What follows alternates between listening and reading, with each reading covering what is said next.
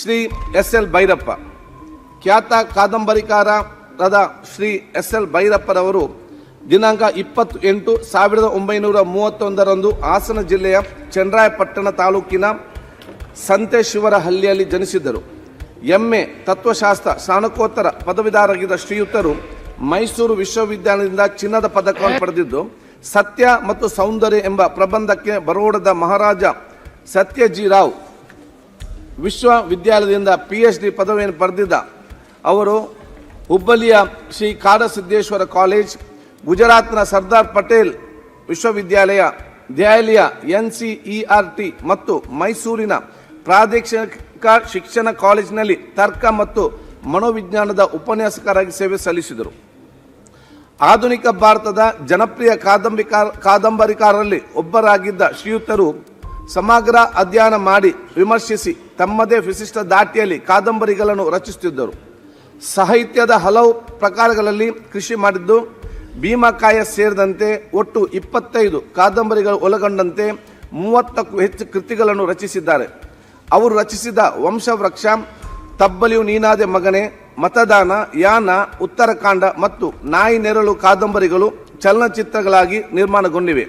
ಅವರ ಎಲ್ಲ ಕಾದಂಬರಿಗಳಲ್ಲಿ ಅತ್ಯಂತ ವಿಮರ್ಶಾತ್ಮಕವಾಗಿ ಮೆಚ್ಚುಗೆ ವ್ಯಕ್ತಪಡಿದ ಪರ್ವ ಕಾದಂಬರಿಯು ಮಹಾಭಾರತದ ಮಹಾಕಾವ್ಯದಲ್ಲಿನ ಸಾಮಾಜಿಕ ರಚನೆ, ಮೌಲ್ಯಗಳು ಮತ್ತು ಮರಣವನ್ನು ಬಹಳ ಪರಿಣಾಮಕಾರಿ ನಿರೂಪಿಸುತ್ತದೆ. ಅವರು ರಚಿಸಿದ ಅವರಣ ಕಾದಂಬರಿ ಪ್ರಕಟವಾದ 5 ತಿಂಗಳೊಳಗೆ 10 ಬಾರಿ ಮರುಮುದ್ರಣಗೊಂಡು ಭಾರತೀಯ ಸಾಹಿತ್ಯ ವಲಯಗಳಲ್ಲಿ ದಾಖಲೆಯನ್ನು ಸೃಷ್ಟಿಸಿತು.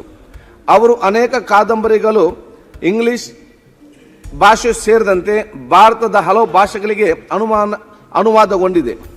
1999ರಲ್ಲಿ ಕನಕಪುರದಲ್ಲಿ ನಡೆದ ಕನ್ನಡ ಸಾಹಿತ್ಯ ಸಮ್ಮೇಳನದ ಅಧ್ಯಕ್ಷತೆ ವಹಿಸಿದ ಶ್ರೀಯುತರು ಗುಲ್ಬರ್ಗ ವಿಶ್ವವಿದ್ಯಾಲಯದಿಂದ ಗೌರವ ಡಾಕ್ಟರೇಟ್ ಪಡೆದಿದ್ದರು.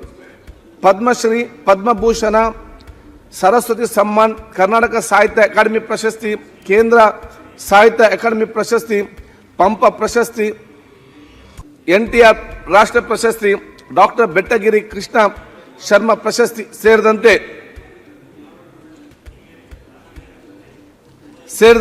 10 ಹಲವಾರು ಪ್ರಶಸ್ತಿಗಳಿಗೆ ಭಾಜನರಾಗಿದ್ದರು. ಅತ್ಯಂತ ಸರಳ ವ್ಯಕ್ತಿತ್ವರಾಗಿದ್ದ ಶ್ರೀಯುತರು ತಮಗೆ ಸಂದ ಪ್ರಶಸ್ತಿಗಳ ಮೌಲ್ಯವನ್ನು ಬಡ ಜನರಿಗೆ ಹಾಗೂ ಸಮಾಜಕ್ಕೆ ಕೊಡುಗೆಯಾಗಿ ನೀಡುತ್ತಿದ್ದರು. ಅನನ್ಯ ಸಾಹಿತಿ, ಖ್ಯಾತ ಕಾದಂಬರಿಕಾರ ಶ್ರೀ ಎಸ್.ಎಲ್. ಭೈರಪ್ಪ ಅವರು ದಿನಾಂಕ 24/9/2025 ನಿಧನ ಹೊಂದಿರುತ್ತಾರೆ.